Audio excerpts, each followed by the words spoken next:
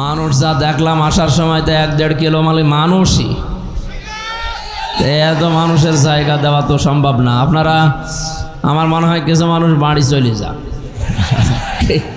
কি বলবো, তো জায়গা তো হচ্ছে না, জায়গার উপরে বসবেন। অন্তত ওই রাস্তায় প্রজেক্টর দেওয়া নেই, বিভিন্ন জায়গায় প্রজেক্টরের সামনে যান ভাই। এই যে বাংলাদেশে আজ রাজনৈতিক ময়দানে বিভিন্ন জোট নিয়ে ঝগড়া চলছে না, মনোমালিন্য হচ্ছে। আপনি এখন কোরআনে খোঁজ করে দেখবেন আল্লাহ রাসূলের বিধানে এই আসন বন্টন নিয়ে কোনো কথা আছে কি? সূরা হুজুরাতে পাবেন। কি করে আপনি আসন বন্টন করবেন, মানুষের ভেতরে দায়িত্ব ভাগ করবেন, এই নিয়মটা সূরা হুজুরাতে দেওয়া আছে। আমার মনে হয় এখন যে ঝামেলা চলছে এটা সূরা হুজুরাত যদি আমরা পড়িয়ে যদি বিশ্বাস করতাম এই ঝামেলা থাকতো না। কিন্তু এখন কিছু মানুষ হয়েছে মানে সব মানি তাল গাছ, এইটা করলে তো কিয়ামত হয়ে যাবে। এই জন্য যারা আছে 10 দল হোক, 11 দল হোক আর 20 দল হোক, সবাইকে বলবো, যেহেতু এখন 11 দল সমস্যায় পড়েছে, আগামীতে তো 20 দলও সমস্যায় পড়তে পারে। যদি আল্লাহ এবং পরকালে বিশ্বাস করে থাকো, আমাদের বিশ্বাস আছে তো, হ্যাঁ, যাদের বিশ্বাস আছে তাদের এই ফর্মুলায় যাওয়া লাগবে, তাছাড়া সমাধান করার কোনো বুদ্ধি নেই। যালিকা খায়রু ওয়া আহসানু তাওয়িলা, এইটাই তোমাদের জন্য উত্তম ফায়সালা। কারণ এই ফায়সালা আমির হামজা দেয় কে? আল্লাহ তাআলা বলেন, যদি কোনো জায়গায় ঝামেলা দেখো যে ঝগড়া তৈরি হয়ে গেছে, মনোমালিন্য চলছে, কি করবা? ফি শাইইন, পৃথিবীর যে কোনো বিষয়, এখন জোট নিয়ে ঝগড়া চলছে, আসন ভাগাভাগি নিয়ে, এটা চলছে কিনা বলে। এর সমাধান যদি কোরআনে না থাকে তাহলে কোরআন কেমন? কোরআনে থাকা লাগবে না এর সমাধান? বিশ্বনবী মুহাম্মদুর রাসূলুল্লাহকে আল্লাহ বলছেন ফি শাইইন, আপনার উম্মতকে বলেন যে যে কোনো বিষয়ে যদি তানাযাতুম, তোমাদের ভেতরে মনোমালিন্য হয়, ঝগড়া হয়, হাতাহাতি পর্যন্ত হয়ে যায়, কি করবা তোমরা? ফারুদ্দুহু, তোমরা ফিরে যাও, ইলাল্লাহি ওয়ার রাসূলি, আল্লাহ এবং তার রাসূলের বিধানের দিকে। আজ হাজারো মাওলানা এই লাইনটা বুঝতে চায় না। রাসূলের টয়লেটও মানে, বিশ্বনবীর বিবাহ শাদী মানে, কিন্তু নবীজির যে 23 বছরের এই যে নবুয়তের জিন্দেগির 10টা বছর তিনি চালালেন, 27টা যুদ্ধের নেতৃত্ব দিলেন, এইটা শুনলেই ওর গায়ে আগুন চলে যায়। ও তখন উল্টাপাল্টা কথা, হ্যাঁ এটা রাজনীতি হচ্ছে, এটা দুনিয়ার কাজ, এটা জঙ্গিপনা, এটা মৌলবাদের কাজ। আপনি বলতে পারলেন এটা মুসলমানদেরকে যদি এই দেশে কেউ আর কিয়ামতের আগে মৌলবাদ বলে, তাকে আমরা উচিত শিক্ষা দেব ইনশাআল্লাহ। কিসের মৌলবাদ? এই শব্দের ধোয়া তুলেই তো এই 15.5 বছর হাজার হাজার মানুষ গুম হয়েছে। এই মৌলবাদ, মৌলবাদ, জঙ্গিবাদ, এই ধোয়া তুলেই হাজারো মানুষকে আয়না ঘরে নিয়ে হত্যা করা হয়েছে। এই ধোয়া তুলে আমার 3 বছর জেলে রেখেছি, এই ধোয়া তুলে। জঙ্গিবাদের মামলা, কি জঙ্গি কি করেছি আমি? যে মামলার নাম দিয়েছে আনসার আল কি যেন সাতাশ বলে, নামই শুনিনি। সুতরাং এই ধোয়ার কারো ফাঁদে পা দিয়ে যেন তুলতে না পারে কেউ। অনেকে দেখছি তুলছে যে মৌলবাদের উত্থান এই দেশে হবে না, একথা যারা বলছেন আপনি সংশোধন হবেন। মুসলমানদেরকে মৌলবাদ বললে এই দেশে আপনারও জায়গা হবে না ইনশাআল্লাহ।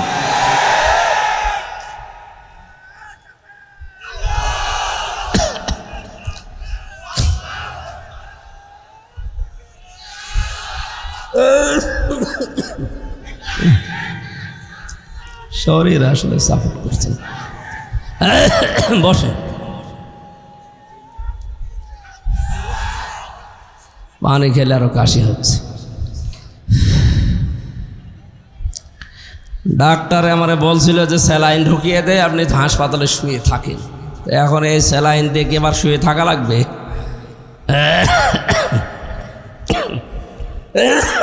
না,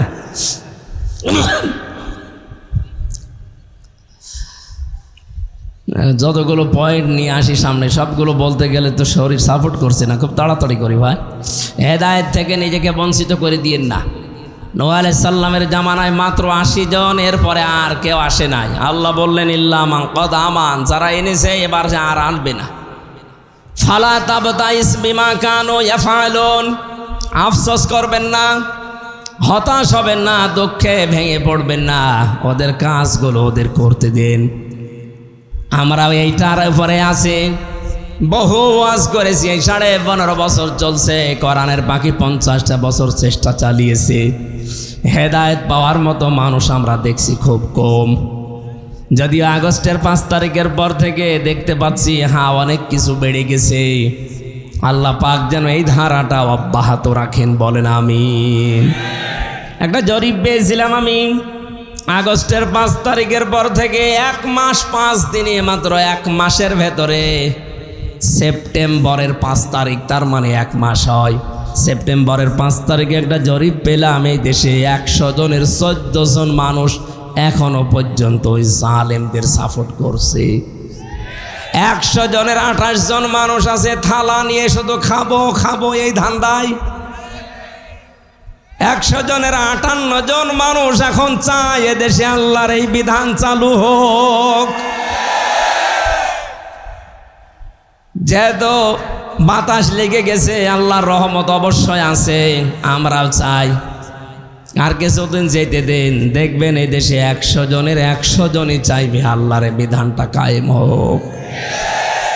কিন্তু এই যে 28 জন থালা এখনো হাতে পায়নি, অথচ এর ভেতরে শুধু উল্টাপাল্টা কথা, দেন দেন। কি দেব? এক লোক বিবাহ করার পরে বাসর রাতে বউ রেখে বাইরে গেছে, দাদি শাশুড়ি এসে বলছে কি গো নাতি বউ, আমার কিন্তু নাতি চাই, পতি চাই। শাশুড়ি এসে বলছে বৌমা কি করবা আমি জানি না, আমার কিন্তু নাতি চাই। দেবর আর ননদ এসে বলছে ভাবি কি করবা আমরা জানি না, আমাদের কিন্তু ভাতিজা চাই। স্বামী এবার এসে বলছে কই আমার বেবি চাই। ও মাথা উঁচু করে বলছে তোমার বংশ কিসব পাগল, আমার এখনো কিছু হয়নি, এখনো 10 মাস 10 দিন সময় দাও, সংসার হোক, এরপরে কারো বেবি, কারো নাতি, কারো ভাতিজা, কারো পতি সব হবে। কথা বলে না কেন? কেবলমাত্র 15.5 বছরের জঞ্জাল বিদায় করে কেবল হাতে নিয়েছে, আর এর ভেতরে খালি দেন দেন দেন। আপনার নাতি দেবে, আপনার পতি দেবে, আপনার ভাতিজা দেবে, আপনার বেবি দেবে, ওকে ফ্লাক্স লোড করে নিয়ে আসবে। ওরে সময় দেবেন না একটু? 15.5 বছরের জঞ্জাল এখনো কি বিদায় হয়েছে? 100 জনের 65 জন আমরা দেখতে পাচ্ছি অনেকে বিদায় নিয়েছে, পরিবর্তন অলরেডি হয়ে গেছে, আর বাকিগুলোরও থাকার দরকার নেই। ওরাটা পাল্টিয়ে ফেলুক, সংস্কার করা, যেহেতু সংস্কার আন্দোলন, এটা যেই 9টা দফা দিয়েছিল ছাত্র আন্দোলনের এই ভাইরা, তার ভেতরে সংস্কার তারা চায়নি, আমরা চাই সংস্কার করে হাতে দিক, নাই তো এখন দেন দেন করলে আবার দিনের ভোট রাতে হয়ে যাবে। কথা বলেন না কেন? খুব বেশি দিনও না, আমরা সঙ্গত সময় অন্তত 10 মাস 10 দিন লাগে একটা বাচ্চা হতে, সেই সময় তো দেওয়া লাগবে।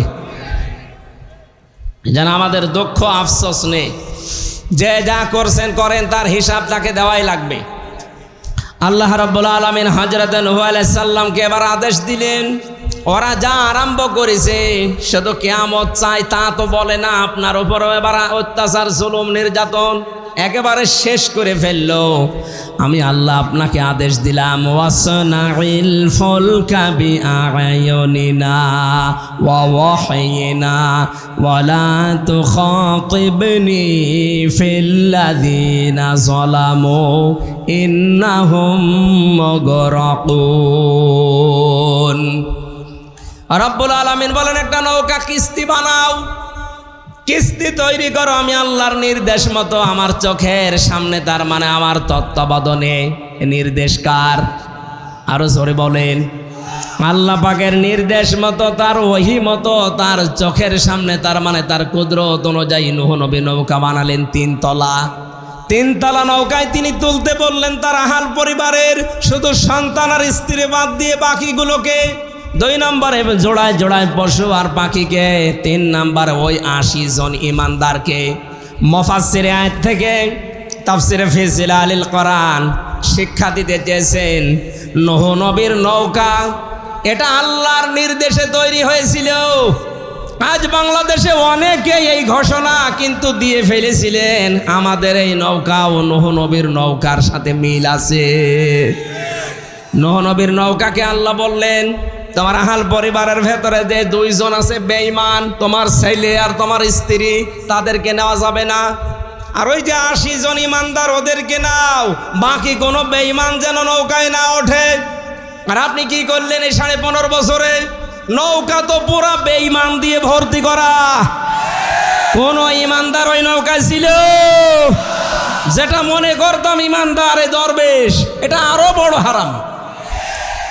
দাড়ি কেটে নম হয়ে গেছে।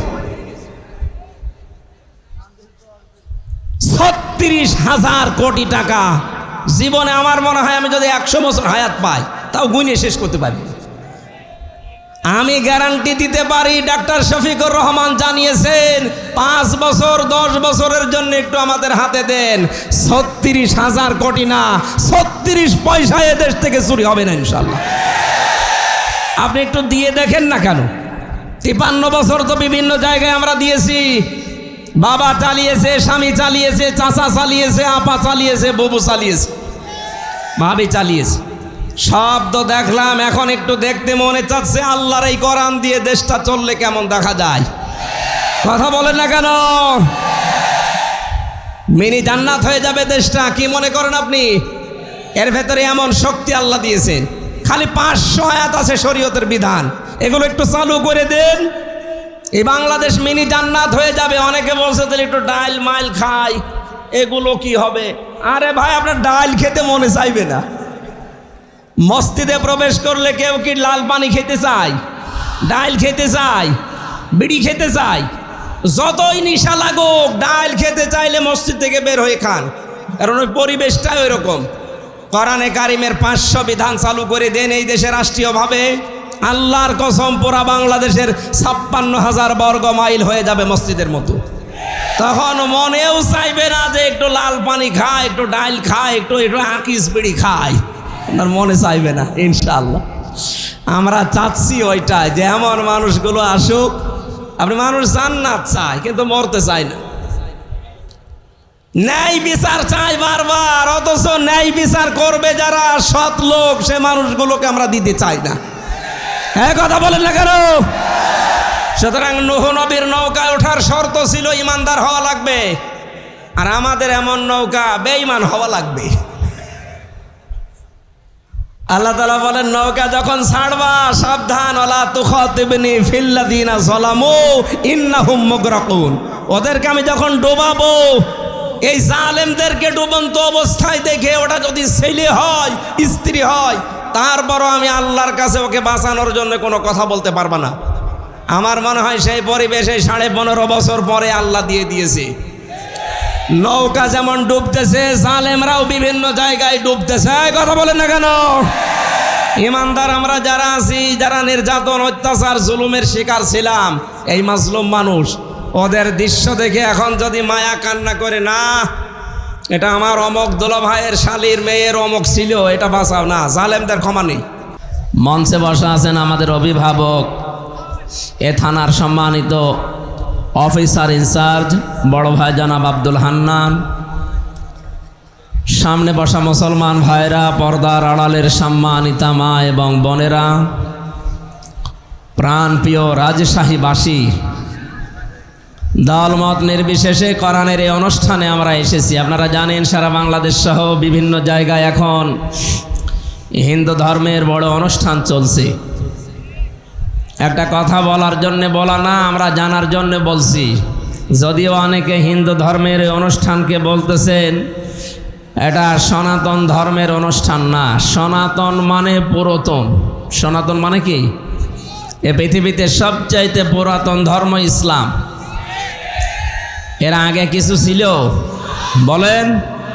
হযরত আদম আলাইহিস সালামকে আল্লাহ পাঠিয়েছিলেন সর্বপ্রথম মানুষ করে, তার ধর্ম কি ছিল?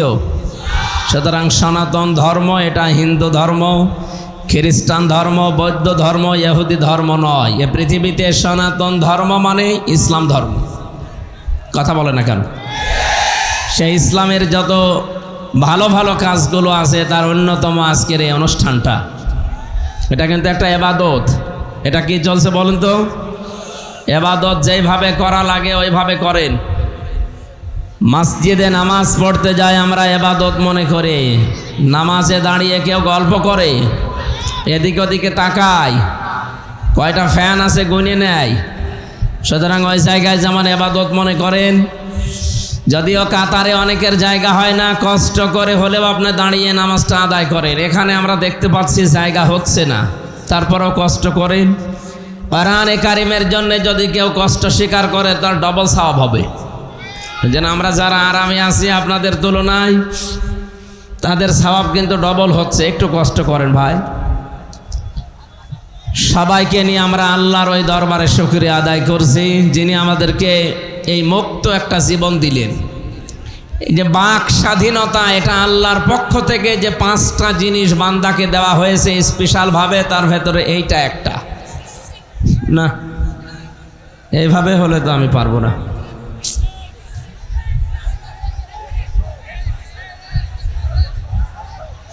কি আশ্চর্য!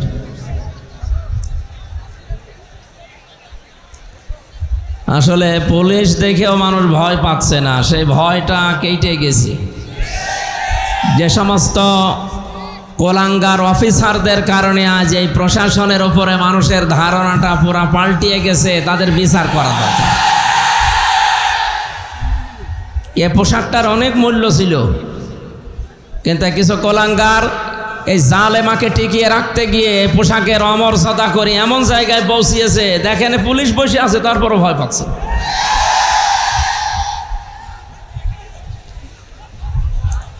যারা দায়িত্বে ছিল ওই মানুষগুলোকে যেন ছাড় দেওয়া না হয়, যারা এই পোশাকের অন্তত বদনাম করে দিয়েছে এই দেশে। অন্যতম যারা কয়েকজন ধরা পড়েছে, আমরা চাই আরো বিশেষ করে হারুন আঙ্কেল, এটা যেন ধরা পড়ে।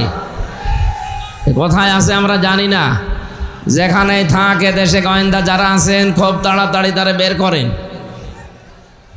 পোশাকের মর্যাদা তার জন্যে নাই, আরও আছে এরকম 27 জন আমি তালিকা জানি। এই 27 জনের কারণে আজ পুরা প্রশাসনের উপরে বাংলার মানুষের এত ক্ষোভ।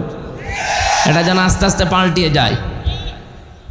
আপনারা আমি পায়ে ধরতে হলে ধরতে বলেন, কিন্তু কথা বলবেন না ভাই। দাঁড়িয়ে থাকেন, শুয়ে থাকেন, বসে থাকেন, কথা বলবেন না। আমি এমনি অসুস্থ, আমার স্ত্রী আমার সন্তান সব লাইফ সাপোর্টে ছিল, তাদেরকে এই কিছুক্ষণ কয়েকদিন আগে দিয়েছে কেবিনে, এখনও পর্যন্ত তারা ভালো না, আমারও অবস্থা ভালো না।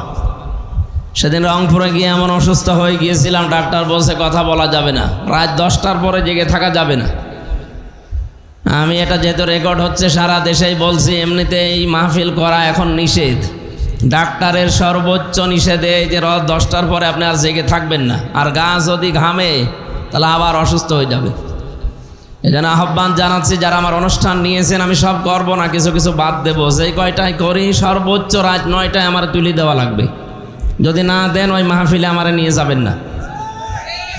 কোরআনের পাখি আল্লামা দেলাওয়ার হোসেন সাইদি রহমতুল্লাহ আলাইহে, ওনার অনুষ্ঠান যদি রাত 9টা 10টায় শেষ হয়ে যেতে পারে, আমাদেরও শেষ হবে ইনশাল্লাহ। আমরা ওই পরিবেশ কায়েম করবো এই দেশে। ওই সারা রাত ধরেই করে ফজরের নামাজ না পড়ে তার পরের দিন কর্মজীবনও কষ্ট হয়ে যায়, এটা আমাদের আর দরকার নেই। আপনারা এখনও কথা বন্ধ হয়নি, কথা বন্ধ করেন ভাই। ইবাদত হিসাবে যারা আমরা এখানে আসলাম, খুশি হয়ে বলেন তো আলহামদুলিল্লাহ।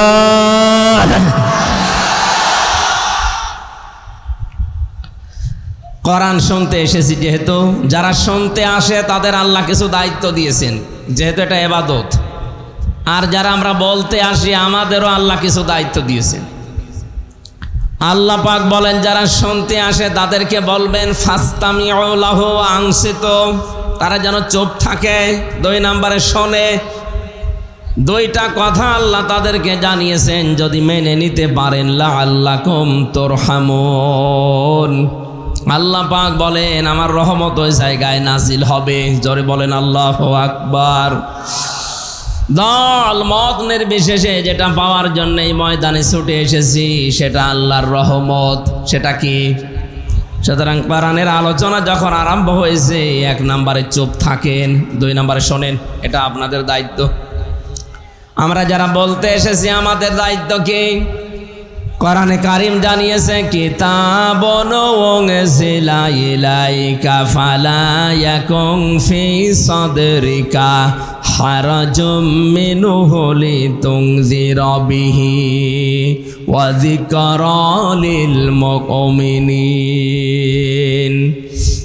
সূরা আরাফের 2 নম্বর আয়াতে আল্লাহ বলেন, এই যে একটা কিতাব আপনাকে আমি দিলাম, এটা যখন মানুষের সামনে উপস্থাপন করবেন, মানুষের সামনে ব্যাখ্যা বিশ্লেষণ তাফসীর করে শোনাবেন, তখন আপনার মনের ভেতরে যেন কোনো সন্দেহ, সংশয়, ভয়, ভীতি, দ্বিধা, দ্বন্দ্ব এইগুলো কাজ না করে।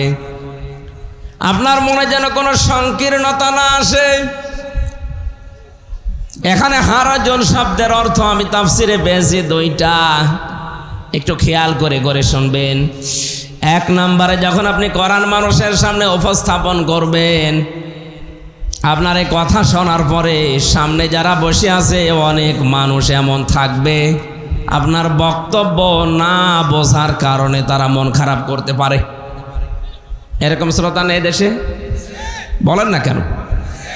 এটা যে আছে তার প্রমাণ আমার এই কুষ্টিয়ায় কয়েকদিন আগে মাওলানা সাদিকুর রহমান আজহারি উনি কোরআন দিয়ে এই কথা বলছিলেন।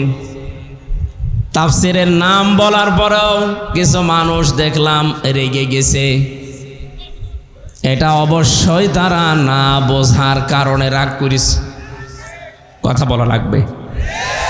কোন মুসলমান দাবি করার পরে আল্লাহর কোরআনের কথা শুনলে রাগ হবে এমন মুসলমান এই দেশে আছে না? নেই।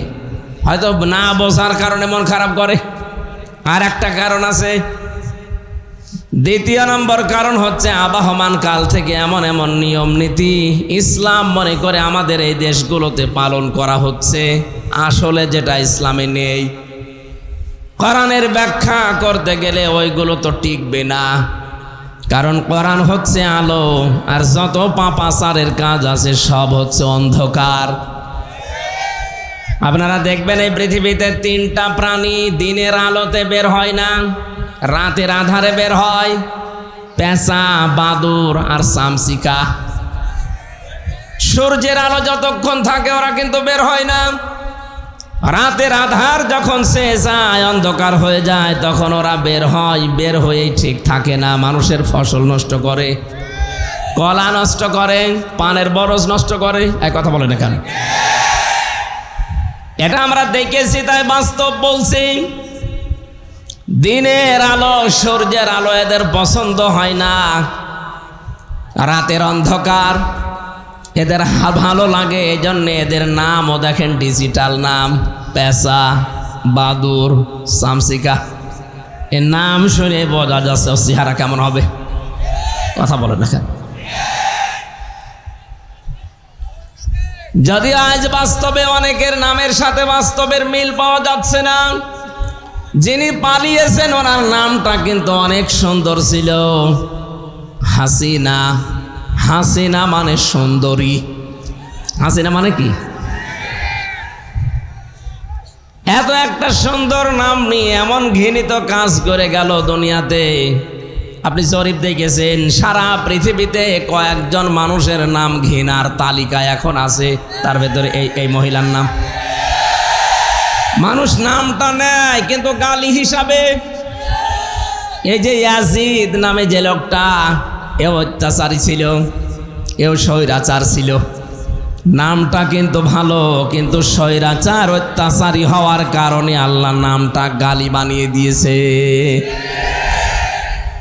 আমার মনে হয় কালের আবর্তে, যুগের বিবর্তনে দেখবেন এই সুন্দরী নামটাও একদিন গালি হয়ে যাবে। কারণ যার জীবনে জুলুম বেশি, যার জীবনে অত্যাচার বেশি, তাকে সৃষ্টি জগতের কাছে আল্লাহ ঘৃণিত করে দেয়। আরে দায়িত্ব আল্লাহ নিজে নিয়েছেন। বাস্তবতা এটাই। দেখেন, কোন হিন্দুকে যদি বলেন ভাই আপনার ছেলে হয়েছে ইয়াজিদ, রাখেন, একটা নাম হইল তো গালি। এমনকি কাউকে যদি রাগাতে চান, শুধু কার কাছে বলবেন ইয়াজিদের বাচ্চা, এমনি রেগে যাবে। মারাও লাগবে না, চোখ গরম দেওয়া লাগবে না, শুধু বলবেন ইয়াজিদের বাচ্চা, রেগে বাঘ হয়ে যাবে, কথা বলে না কেন?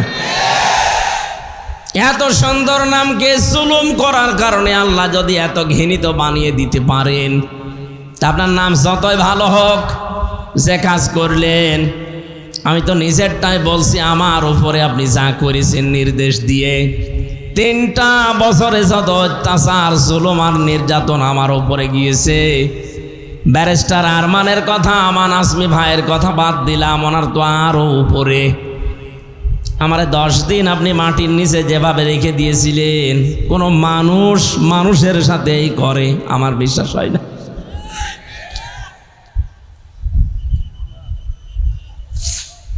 এই অত্যাচারগুলো করার কারণে আমার তো যতটুকু এখন বাস্তবে জ্ঞান পেয়েছি, আমি দেখেছি আমার সংসারের দিকেই তাকিয়ে, এদেশের 18 কোটি মানুষ যদি ওই মহিলাকে মাফ করে দেয়, ব্যারিস্টার আরমানের বউ জীবনও মাফ করবে না। আর আমার মেয়েটা, ছোট মেয়েটা, এত রাগ ওই নামটা শুনলে ওরে গিয়ে যায়, অথচ নামটা কত সুন্দরী। জালেমদের উপরে আল্লাহ সৃষ্টি জগতের ভেতরে ঘৃণা তৈরি করে দেয়। এ দায়িত্ব হামজার না, এ দায়িত্ব কার? যেহেতু পেশাবাদর শামসিকার নাম শুনলে বোঝা যাচ্ছে চেহারাও কিরকম হবে। এ রাতের অন্ধকার বেছে নেওয়ার কারণে ঠিক থাকে, রাতে বের হয়ে শুধু ক্ষতি করে। আজ যারা জুলুমের অন্ধকার বেছে নিয়েছিলেন, আজ যারা শিরকের কুফরের বেদাতের অন্ধকারের পথ বেছে নিয়েছেন, আপনারাও মানুষের ক্ষতি করার জন্য, ঈমান ধ্বংস করার জন্য আপনারা রাতের অন্ধকার পাপের কাজগুলো বেছে নিয়েছেন। এটা যদি ইসলামে নেই, এই শিরিক ইসলামে আছে, বেদাত আছে, বলেন? এ জুলুম নেই ইসলামে। এই কাজগুলো যারা করবে, পৃথিবীর ময়দানে মহান আল্লাহ পাক বলেন, এই মানুষগুলোর সামনে আপনি কোরআন উপস্থাপন করতে গেলে ওদের তো ভালো লাগবে না, কারণ মানুষগুলো দেখবে আমির হামজা যা বলতে চায় এগুলো আমার সাথে মেলে না। ও তখন রাগ করতে পারে। আপনার হাদিয়া তোফা নজর নেওয়া, যেমন কি আপনার চাওয়া আশায় পর্যন্ত প্রতিবন্ধকতা সৃষ্টি হতে পারে। 1500 বছর আগে এই কথা আল্লাহ কোরআনে জানিয়েছেন হারজনের ব্যাখ্যায়, অথচ বাংলাদেশে এখন এই 1500 বছর পরে দেখলাম খাপের খাপ মিলে যাচ্ছে। মুসলমানদের ভেতরে হয়তো কেউ না বোঝার কারণে মন খারাপ করে, আর কিছু মানুষ যারা আল্লাহ রসুলে বিশ্বাসী, এরা যখন দেখে যে না, কোরআনে যা বলে এটা তো আমার বাবার দরবারের সাথে মিলছে না, আমি যে রাজনীতি করি এর সাথে মিলছে না, তখন ওরা বলবে হুজুর কোরআন হাদিসের কথা বলেন, তা আমি কি বাবার কথা বলছি নাকি? সেদিন দিনাজপুরে ছিলাম, উনি আমার কানে কানে বলছে, হুজুর এমন কোনো কথা বলবেন না যেন আমার গায়ে লাগে। আমি আপনার চিনি। কোথায়? আমার বাড়ি কুষ্টিয়া, আপনার বাড়ি দিনাজপুর, 250-300 কিলোমিটার পথ। এত দূর পর্যন্ত এসেছি, বনে আপনাকে আমি দেখি, উনি আপনার নামও শুনিনি। আপনার বিরুদ্ধে যাবে মানে আপনার পক্ষে যাওয়ার মতো কোনো কথা আমার আল্লাহ কোরআনে দেয়নি। কারণ আপনি যদি জালেম হয়ে থাকেন, মুনাফিক হয়ে থাকেন, আপনার পক্ষে কোনো কথা কোরআনে আছে? এক কথা বলেন, আছে? আমি কি নতুন করে কিছু বানাবো নাকি? আপনারা আসলেই বলেন যে আপনি যা বলেন সব ওই দলের দিকে যায়। আরে ভাই, ওই দলের লোক কোরআন মেলিয়ে চলে, এই জন্য ওই দলের দিকে যায়। আপনি তো কোরআন মানেন না, আপনার দিকে যাবে কি করে? যেখানেই যাচ্ছে এখন সারা দেশে একই অবস্থা।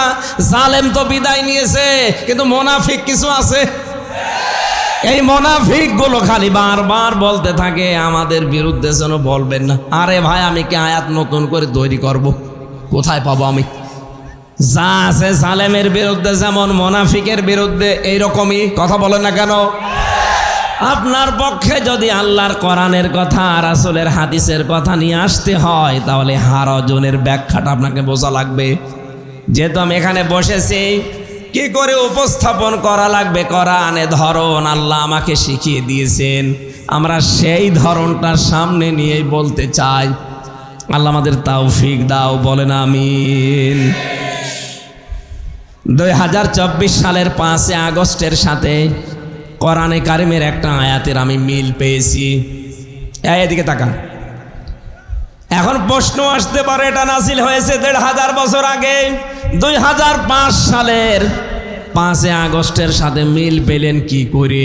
আপনি মিলবে সূরা আনআম ৪৪ নম্বর আয়াত, ফালাম্মা নাসু মা যুক্কিরু বিহি ফাতাহনা আলাইহিম আবওয়াবা কুল্লা শাইইন হাত্তা ইযা ফারিহু বিমা উতু আখাযনাহুম বাগতাতান ফাইযা হুম মুবলিসুন। যারা কোরআন পড়তে পারেন আরবিতে বাংলায় একটু বাড়িছে সূরা আনআমের ৪৪ নম্বর আয়াতটা মিলান, তখন দেখবেন জালেমদের প্রতি যারা ছাপাই গাচ্ছে এখনো, তাদের মুখ বন্ধ হয়ে যাবে।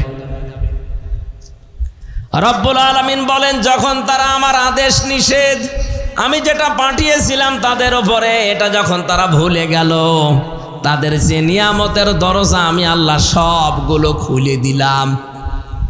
এই যে ফাতাহনা, এর ফাইল সরাসরি আল্লাহ, বাবের বহুবচন আবওয়াব, ওদের শান্তির যত দরজা আছে সব আমি আল্লাহ ওদের ভুলে যাওয়ার কারণে খুলে দিলাম।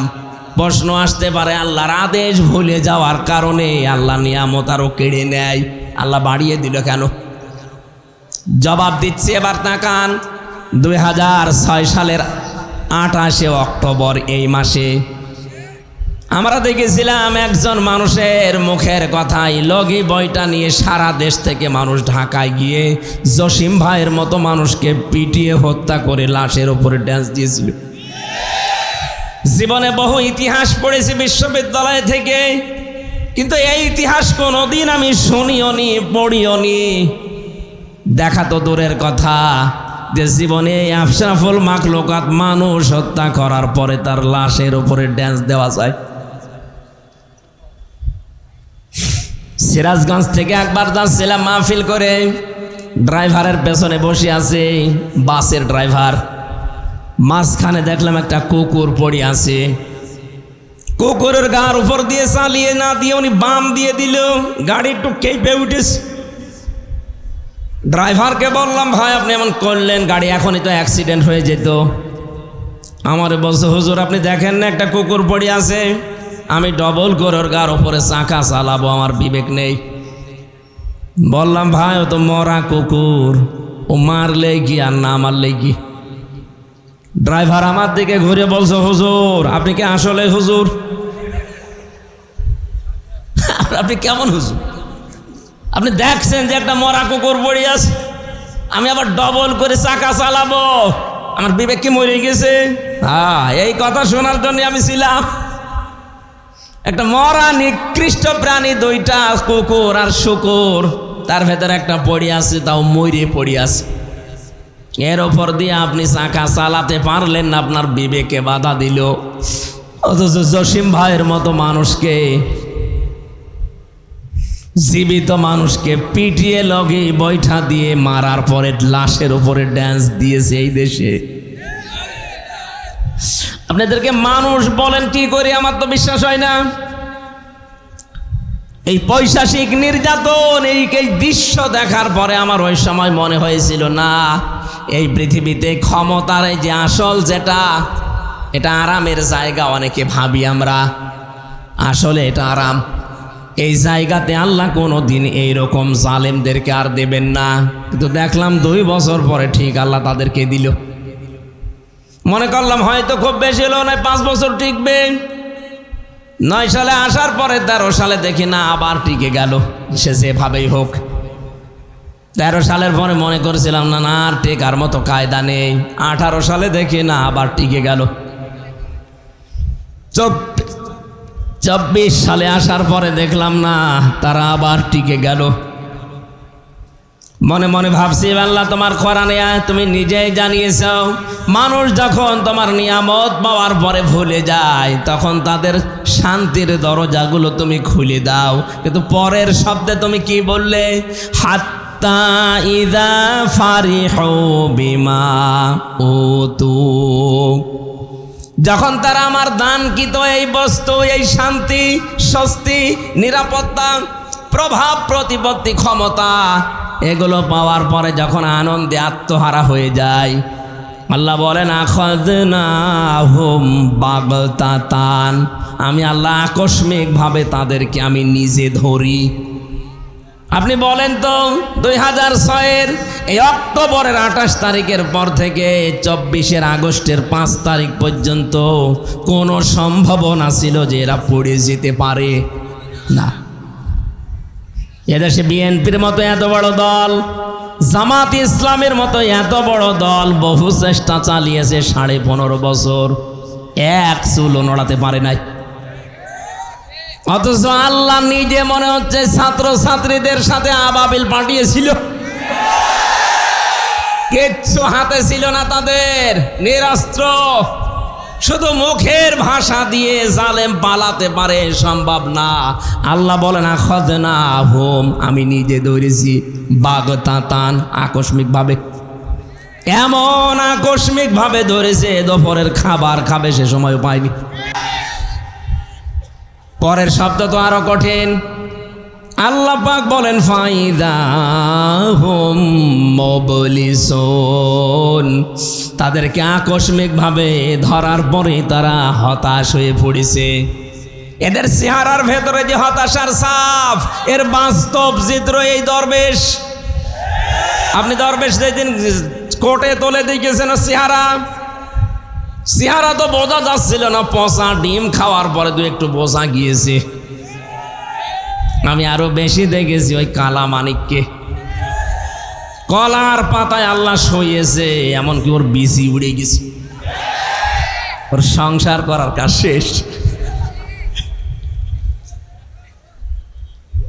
সূরা আলে ইমরানের 178 নম্বর আয়াতে আমি এর সাথে মিল পেয়েছি, ওয়ালা ইয়াহসাবান্নাল্লাযীনা কাফারু আন্নামা নুমলি লাহুম খায়রুল লিআনফুসিহিম ইন্নামা নুমলি লাহুম লিয়াজদাদু ইসমা ওয়ালাহুম আযাবুম মুহিন। কাফেরেরা ধারণা করেছে তাদের এই কম ক্ষমতা আল্লাহ মনে হয় তাদের ভালোবেসে দিয়েছে তাদের কল্যাণের জন্যে, কিন্তু না, মানুষ যদি সত্যি জুলুমের পথ বেছে নেয়, ইন্নামা নুমলি লাহুম লিয়াজদাদু ইসমা, আল্লাহ পাক বলেন ওই মানুষগুলোর পাপের বোঝা দিনের পরে দিন তখন পরিপূর্ণ হতে থাকে। এ 15.5 বছরে একবার তাই হয়েছে। পরিপূর্ণ যখন হয়ে গেছে পাপের বোঝা, ওয়ালাহুম আযাবুম মুহিন, ওদের জন্য অপমানজনক শাস্তি আল্লাহ রেডি করে রেখেছে, যেটা এখন দেখতে পাচ্ছি।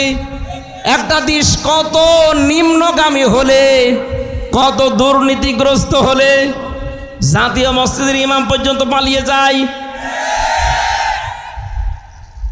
350 এমপি একবারে পালিয়েছে, পৃথিবীর ইতিহাসে আমি পড়ে পাইনি। ওই 850 বছর আগের এক ইতিহাস পড়েছিলাম, লক্ষণ সেন পালিয়েছিল। আরে 850 বছর পরে পৃথিবীর ইতিহাস পাল্টিয়ে ওনার নাতি পাল্টিয়েছে। কথা বলেন না কেন? কোরআনের আয়াত থেকে আমি যেটা পেয়েছি, এই এদিকে তাকান, আল্লাহ রাব্বুল আলামিন যেটা জানাতে চেয়েছেন তাদের জন্য অপমানজনক শাস্তি আমি আল্লাহ রেডি করে রাখি, যারা জুলুম করবে এবং যারা জালেমদের সহযোগী হবে। জাতীয় মসজিদের ইমাম তো সম্মানের পাত্র, অথচ কয়েকদিন আগে যে অপমান হয়েছে এই মহিন শব্দটা ওর সাথে মিলে যায়। মুসল্লিদের পক্ষ থেকে জুতা পিটা করেছে, ও বলছে আমার কাছে জুতা লাগেনি। ওরে শয়তান, এতগুলো জুতা খেয়েছে তো জুতা লাগেনি, আর কত অপমান হবেন।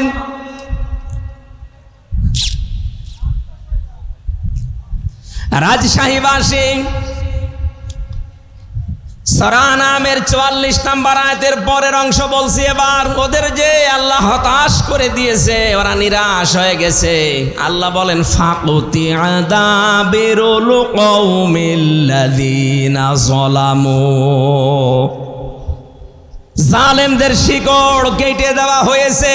কেটেছে কে জানা নেই। ফাকতিয়া মসল এর ফাইল জানা নেই। সুতরাং এই দেশে জালেমদের শিকড় কাটা আরম্ভ হয়েছে। এদেশে জালেমদের কোনো শিকড় থাকবে না। কে কাটবে কেউ জানবে না। আমরা চাই যারা বড় জালেম ছিল, যারা মাঝারি জালেম ছিল, যারা ছোট জালেম ছিল, প্রত্যেকের তালিকা করে করে মোড়ে মোড়ে টাঙিয়ে দেন। কোন জালেম যেন আর এই বাংলাদেশে প্রবেশ করতে না পারে, নিজের এলাকায় যেন আর প্রতিষ্ঠা না পায়। এই কথা বলা লাগবে। এটা ওদের জুলুমের পুরস্কার। কারণ জালেমদের দুনিয়াও শেষ, আখেরাত তো শেষ হয়ে গেছে আগেই। জালেমদের জন্য আখেরাতে কিচ্ছু নেই। জালেম মরবে আর জাহান্নামে যাবে। কারণ জালেমরা আল্লাহর মামলার আসামি। শব্দটা অনেক ভারী।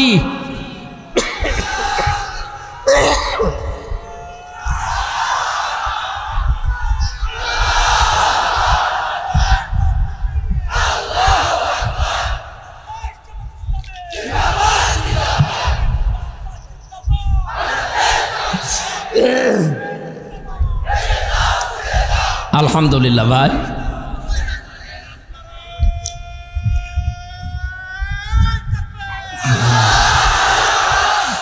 যারা এখনো পর্যন্ত এই দুঃসাহস দেখাচ্ছেন যে আমি পাশাপাশি আছি, শর্ট করে ঢুকে পড়বো, আগে কিন্তু আর সেই 2024 সালের 5 আগস্টের আগের বাংলাদেশ এখন আর নেই। এদের ভেতরে ভয় লাগিয়েছে কে? যারা নিজেরা ভয় পায় তার প্রমাণ ওই যে গোপালগঞ্জের উনি বলছে, আপা ভয় পাবেন না, আপনি ঘাবড়াবেন না, আপনি ঘাবড়ালে আমরা নরম হয়ে যাই। ওরা যে নরম হয়েছে, ওদের শিকড় যে কেটে গেছে, এ কথা কার? জালেমদের ব্যাপারে ভয়ঙ্কর একটা কথা কোরআনে কারিমে আমি পেয়েছি।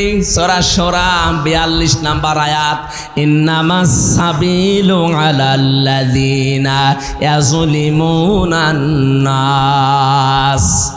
আল্লাহ পাক বলেন, অবশ্যই আমি নিজে কিয়ামতের ময়দানে জালেমদের বিরুদ্ধে বাদী হয়ে মামলা দায়ের করব। এদেশের 1628টা চেয়ার ছিল। 1628টা চেয়ারে যারা ছিল প্রত্যেকটা মানুষ এই দেশের জনগণের কাছে জালেম হিসাবে পরিগণিত। কথা বলা লাগবে। এই 1628টা চেয়ারের কারণে আজ হাজার হাজার মানুষ গুম হয়ে গেছে, খুন হয়ে গেছে, বছরের পরে বছর আমার মতো জেল খেটেছে। কত কিছু থেকে তারা বৈষম্যের শিকার ছিল। এমনিতেই ছেলে মেয়েরা ফুসে ওঠেনি। বিশ্ববিদ্যালয় থেকে অনার্স মাস্টার্স করে ফার্স্ট ক্লাস ফার্স্ট হওয়ার পরেও তার জায়গায় সে যেতে পারবে না। এর চাইতে বৈষম্য আর কি হতে পারে? আমরা চাই কিয়ামতের আগে এই বৈষম্য যেন এদেশে আর ফিরে না আসে। জালেমরা যেহেতু এই দেশে হামজার মামলার আসামি না, এরা সরাসরি মামলার আসামি কার? এই জন্য কোনো জালেম এদেশে থাকতে পারবে না। এদেশে থাকতে হলে মানুষের বন্ধু হয়ে থাকা লাগবে। নবীজির হাদিস ছিল, খয়রুন নাস মাইয়ানফাউন নাস। হাদিসের ব্যাখ্যার দিকে আমি পড়েছি, নবীজি কিন্তু এ কথা বলেন না যে সর্বোত্তম মানুষ ওই লোকটা যে লোকটা মুসলমানের উপকার করে না। খয়রুন নাস মাইয়ানফাউন নাস। ইয়ানফাউ মোজারে বর্তমান ভবিষ্যৎ, প্রেজেন্ট ফিউচার, নাস মানে মানুষ। নবীজি খয়রুন নাস ইয়ানফাউল মুসলিমুনা বলতে পারতো না? পৃথিবীতে যারা মুসলমানের উপকার করে এরাই উত্তম না। মানুষ হয়ে যদি কেউ মানুষের উপকার করে, মানুষকে সাহায্য করে, তাকে একটু এগিয়ে দেওয়ার জন্য চেষ্টা চালায়, আল্লাহর দরবারে উত্তম মানুষ। সুবহানাল্লাহ বলতে পারেন নাই? এটা আমার মনে হয় এই বাংলাদেশে সবচাইতে বেশি এই হাদিসটা মেনে চলছে এখন আমিরে জামাত ডাক্তার শফিকুর রহমান। আপনি দেখছেন না 5 তারিখের পর থেকে তার অ্যাক্টিভিটিস। বিশ্বনবী কাতের স্ত্রী খাদিজাতুল কুবরা রাদিয়াল্লাহু তাআলা আনহা 5টা বিষয়ে সান্ত্বনা দিয়েছিলেন যে আপনি তো এই 5টা কাজ করেন, আপনাকে আল্লাহ ভয় দেখাবে না, আপনি ভয়হীন, আপনাকে কেউ ভয় দেখাতে পারে না। তার 2 নাম্বারে এটা ছিল ওয়া তাহমিলুল কাল্লা, আপনি মানুষের বোঝা হালকা করে দেন। এই 15.5 বছরে কত মানুষের বোঝা আপনি আরো ভারী করে দিয়ে গেলেন। বিশেষ করে 5 আগস্টের আগ পর্যন্ত এই দেশে 2780 জন এখনো পর্যন্ত হাসপাতালে কাতরাচ্ছে। তারা তাদের পরিবারের কাছে, ভাই বোনের কাছে, মা বাবার কাছে বোঝা। এই কথা বলে না কেন? 1080 জনের উপরে শহীদ হয়েছে এই দেশে। এই মানুষগুলো পরিবার চালাতো, অথচ পরিবারের জন্য তারা বোঝা। হাজার হাজার কোটি কোটি টাকা ঋণের বোঝা বাংলাদেশে রেখে আপনি পালিয়ে গেলেন। আপনি নবীর উম্মত হতে পারবেন? নবীর আদর্শ ছিল বোঝা আরো হালকা করে দেওয়া। আর এমন দেশ আপনি উপহার দিয়ে চলে গেলেন। এখন আমার একটা মেয়ে যদি এই দেশে আসে, জন্ম নেয়, সে 1 লাখ টাকা তার মাথার উপরে বোঝা। হাজারো মানুষের বোঝার কারণ আপনি হাজার হাজার লক্ষ লক্ষ মানুষের মাথার উপরে যে বোঝাগুলো দিয়ে গেলেন, চিন্তার বোঝা, খাদ্যের বোঝা, কত রকমের বোঝা তাদের মাথার উপরে দিয়ে আপনি আরামে খাচ্ছেন। আর নিজে নিজে মোবাইল করে করে ফোন আলাপ ফাঁস করেন মানুষকে ভয় তাকাতে। আপনার এই এই এই বাটপারি মানুষ বুঝে ফেলেছে। ও নিজে নিজে ওগুলো করে, এডিট করে, এরপরে ছাড়ে যেন ওর নিজের ভেতরে, মানুষের ভেতরে একটু সঞ্চার হয় আসার। এটা মানুষ কিন্তু বুঝে ফেলেছে যে নিজে নিজে ফোন করে ফোন আলাপ আপনি ফাঁস করছেন। এদেশের সত্যি বলছি আমি, সারা দেশ ঘুরে অবস্থায় একই। কোন জালেমের ঠাঁই এদেশে আর হবে না। আশা করছি কোন জালেম যদি ধরা পড়ে, ওর উপযুক্ত শাস্তি না দিয়ে যেন আদালত জামিন না দেয়।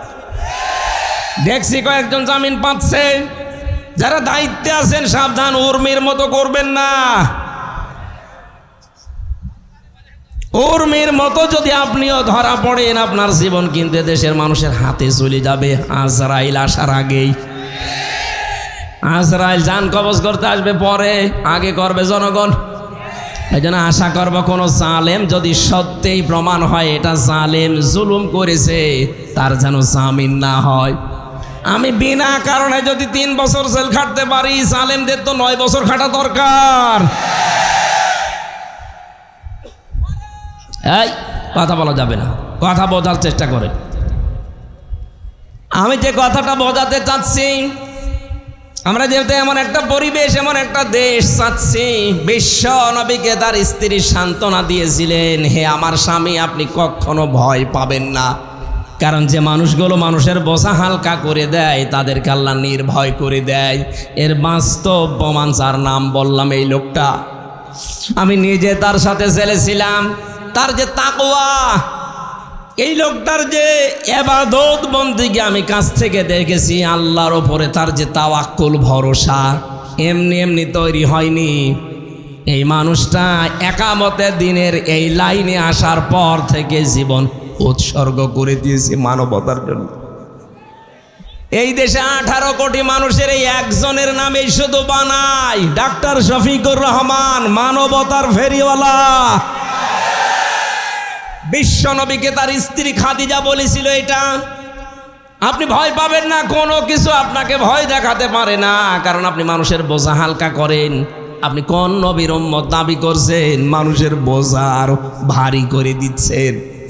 আমার পরিবারে 3টা বছরে যে বোঝা তৈরি করে দিয়ে গেলেন। আমার বাবা অসুস্থ, আমার মা অসুস্থ, আমার ম্যাডাম লাইফ সাপোর্টে ছিল কয়েকদিন আগেও, মেয়েটা আইসিইউতে, আর আমি জেলখানায় পড়ে আছি 3 বছর। কোনো কিছু করার পরে যদি আমারে দিতেন আমি মেনে নিতাম, কিচ্ছু জানি না। আপনি নিজেই বলতেন রিমান্ডে এসে, বলে না আপনি জানি কিছু করেননি, তারপরও ওপরের নির্দেশ। এই ঠনকো একটা মামলা দিয়ে, মামলায় যদি আমার সাজাও লাগিয়ে দিত, তাও সর্বোচ্চ 3 মাস।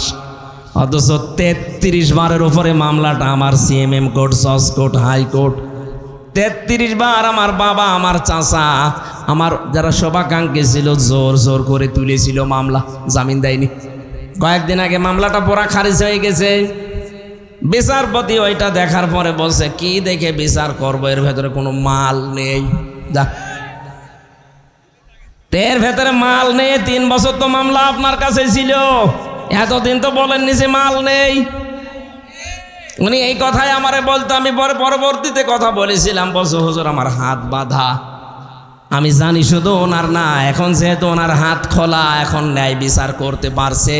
এদেশে 1628টা চেয়ার আছে, আব্দুল হান্নান ভাই সহ প্রত্যেকটি মানুষের চেয়ারের হাত যেন আবু সাইদের মতো খোলা থাকে।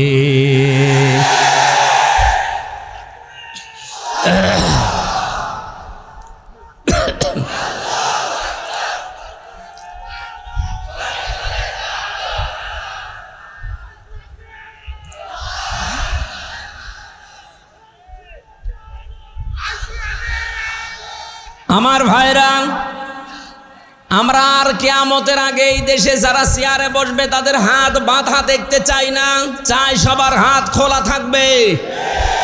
হাত খোলা থাকলে আমার বছর এই বিচার পাবেন আপনি এই থানাতে গিয়ে, ফাঁড়িতে গিয়ে। এক কথা বলেন না কেন? আর যদি হাত বেঁধে দেন, আব্দুল হান্নান না ওনার বাবাও যদি চেয়ারে বসে বলবে আমার হাত বাঁধা। এই জন্য আমরা চাচ্ছি এদেশে কারো হাত যেন আর বাঁধা না থাক। জামাত ইসলামী বাংলাদেশের পক্ষ থেকে 41টা প্রস্তাবনা দিয়েছে, আপনারা দেখেছেন। এর ভেতরে 2টা অন্যতম, যে প্রশাসনে যারা আছে তাদেরকে যেন আলাদা করে দেওয়া হয়। ওই অমক নেতা পাতি ছাতি কি বলবে সেই অনুযায়ী কাজ করা লাগবে। তার মানে কি ওনারা কি আপনার গোলাম নাকি? 18 কোটি মানুষের টাকা দিয়ে ওনার বেতন হয়, সবার দিকে তাকানো লাগবে। জামাত ইসলামীর এই প্রস্তাবনার সাথে আমরা একমত কিনা বলেন তো?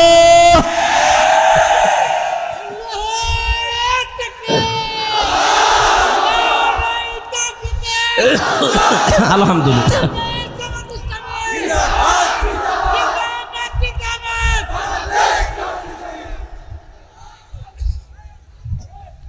রাজশাহীবাসী আমরা বাকি কথা আমার শরীর এবং সময়ের দিকে খেয়াল করছি। কালকে আমার শপথ আছে কুষ্টিয়াতে, আমি বেশি দেরি করতে পারবো না। সকাল 6টায় আসবে সেক্রেটারি জেনারেল, এই জন্যে খুব তাড়াতাড়ি করছি। আমি মনে করলাম 10টায় শেষ করে চলে যাব। এমনি যে শরীরের অবস্থা, আবার কালকে আছে টাঙ্গাইলে, ওই অনুষ্ঠান শেষ করে ওইটা ধরা লাগবে। চারিদিকে খেয়াল করে আমি আয়াতে প্রবেশ করছি, সব বাদ দিয়ে দিলাম।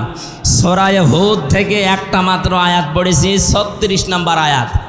এখন এই ঐতিহাসিক প্রেক্ষাপট, এর ব্যাকগ্রাউন্ড, এরপরে শিক্ষা, এগুলো সব বলতে গেলে অনেক সময় যাবে। আমি সব বাদ দিয়ে সরাসরি প্রবেশ করছি, নাকি জবান ছেড়ে আমরা কোরআনে প্রবেশ করি। আউযু বিল্লাহি মিনাশ শাইতানির রাজিম, বিসমিল্লাহির রহমানির রহিম।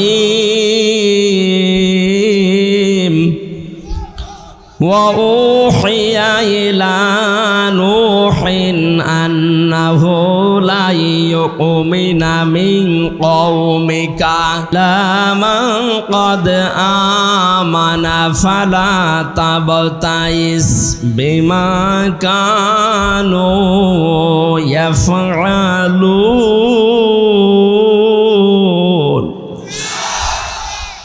আমার ভাইরা, এই পৃথিবীতে লক্ষাধিকের উপরে আল্লাহ নবী পাঠিয়েছিলেন।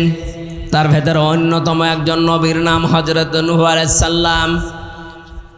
50 বছর কমে 1000, 950 বছর একাধারে তিনি দাওয়াতি কাজ করলেন জাতির ভেতরে। মাত্র 80 জন তার দাওয়াত কবুল করেছে, আর কেউ পথে আসে না।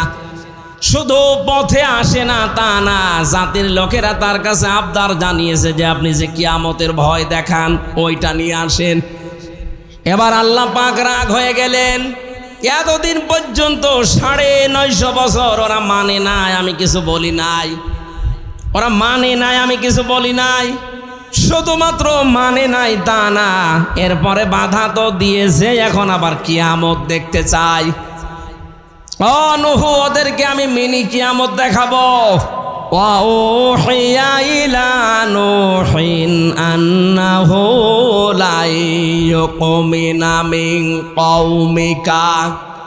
যারা ঈমান এনেছে এই মানুষগুলো বাদ দিয়ে তোমার এই কওমের ভেতর থেকে আর কেউ আমার প্রতি ঈমান আনবে না, বিশ্বাস করবে না।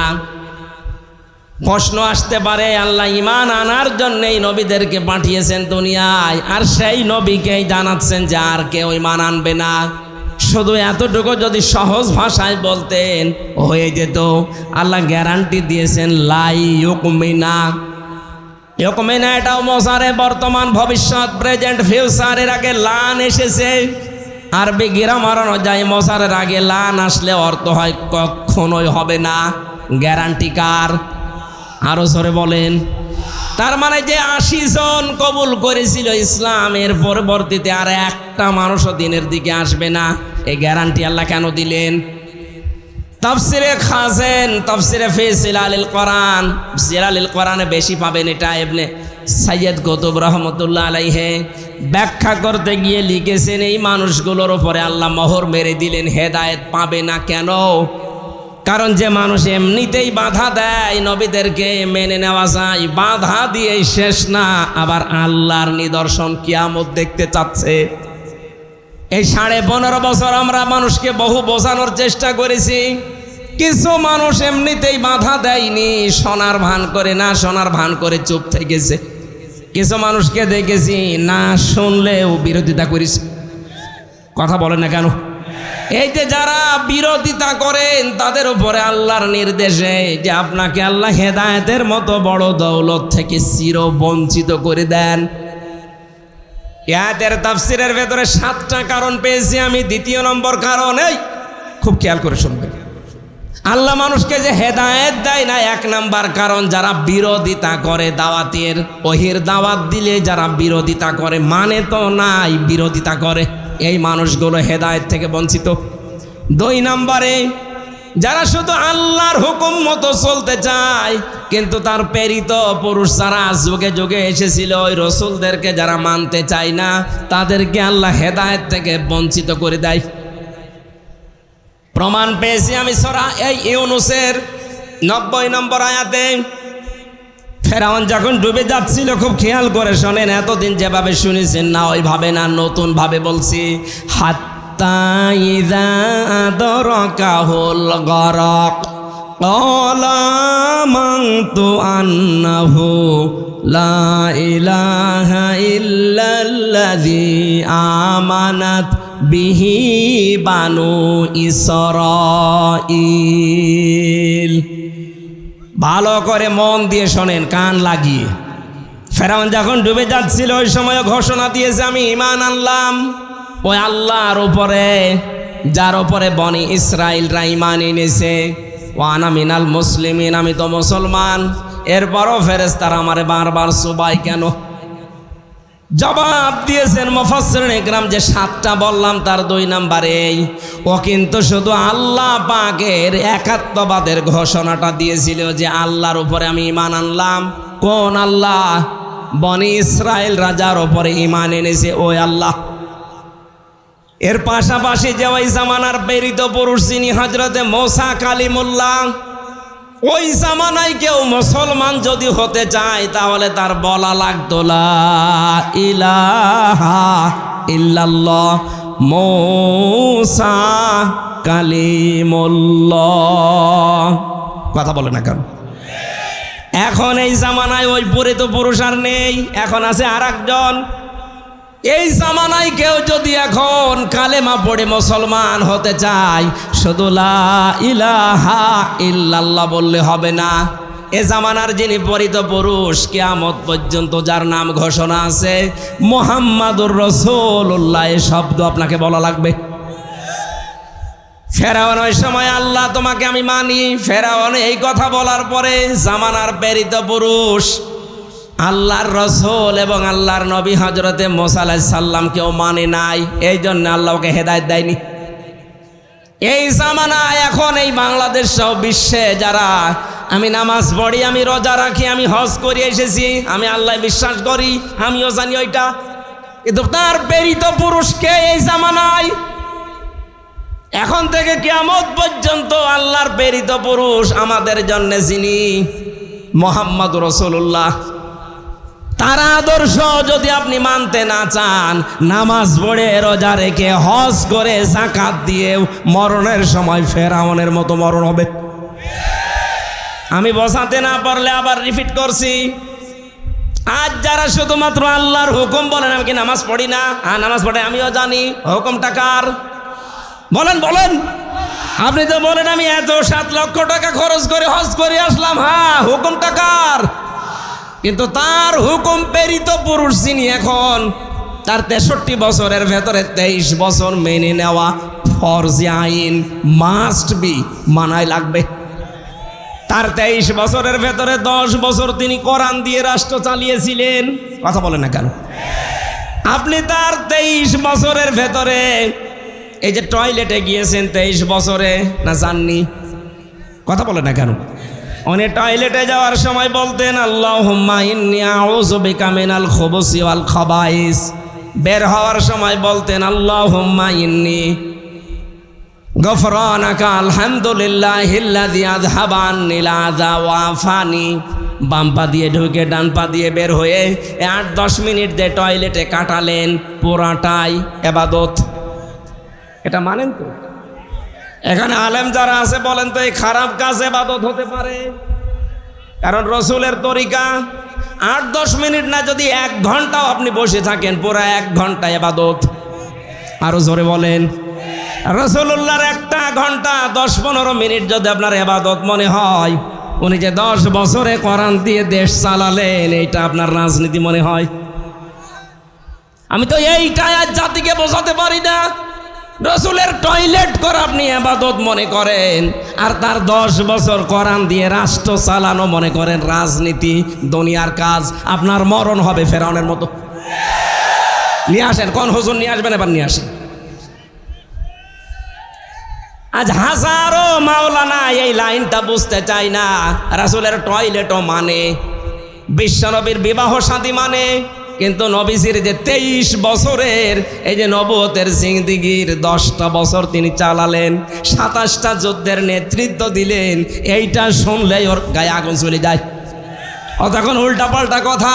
হ্যাঁ, এটা রাজনীতি হচ্ছে, এটা দুনিয়ার কাজ, এটা জঙ্গিপনা, এটা মৌলবাদের কাজ। আপনি বলতে পারলেন এটা? মুসলমানদেরকে যদি এই দেশে কেউ আর কিয়ামতের আগে মৌলবাদ বলে, তাকে আমরা উচিত শিক্ষা দেব ইনশাআল্লাহ। কিসের মৌলবাদ? এই শব্দের ধোয়া তুইলেই তো এই 15.5 বছর হাজার হাজার মানুষ গুম হয়েছে। এই মৌলবাদ, মৌলবাদ, জঙ্গিবাদ, এই ধোয়া তুলেই হাজারো মানুষকে আয়না ঘরে নিয়ে হত্যা করা হয়েছে। এই ধোয়া তুলে আমার 3 বছর জেলে রেখেছি, এই ধোয়া তুলে। জঙ্গিবাদের মামলা, কি জঙ্গি কি করেছি আমি? যে মামলার নাম দিয়েছে আনসার আল কি যেন সাতাশ বলেন, আমি শুনিনি। সুতরাং এই ধোয়ার কারো ফাঁদে পা দিয়ে যেন তুলতে না পারে কেউ। অনেকে দেখছি তুলছে যে মৌলবাদের উত্থান এই দেশে হবে না। একথা যারা বলছেন আপনি সংশোধন হবেন। মুসলমানদেরকে মৌলবাদ বললে এই দেশে আপনারও জায়গা হবে না ইনশাআল্লাহ।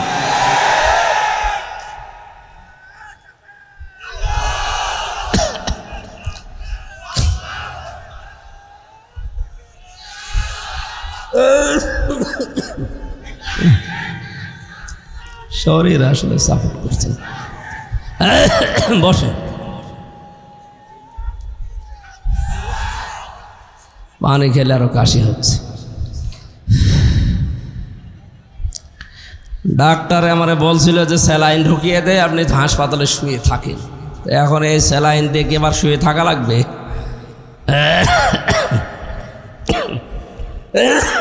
না,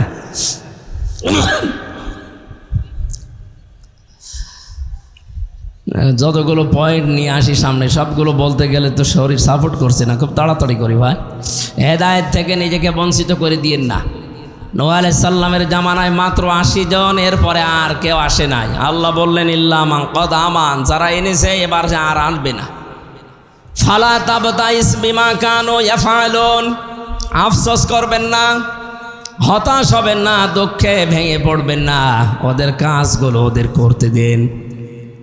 আমরা এইটার উপরে আছে, বহু ওয়াজ করেছি। এই 15.5 বছর চলছে কোরআনের, বাকি 50টা বছর চেষ্টা চালিয়েছে। হেদায়েত পাওয়ার মতো মানুষ আমরা দেখছি খুব কম। যদিও আগস্টের 5 তারিখের পর থেকে দেখতে পাচ্ছি হ্যাঁ অনেক কিছু বেড়ে গেছে।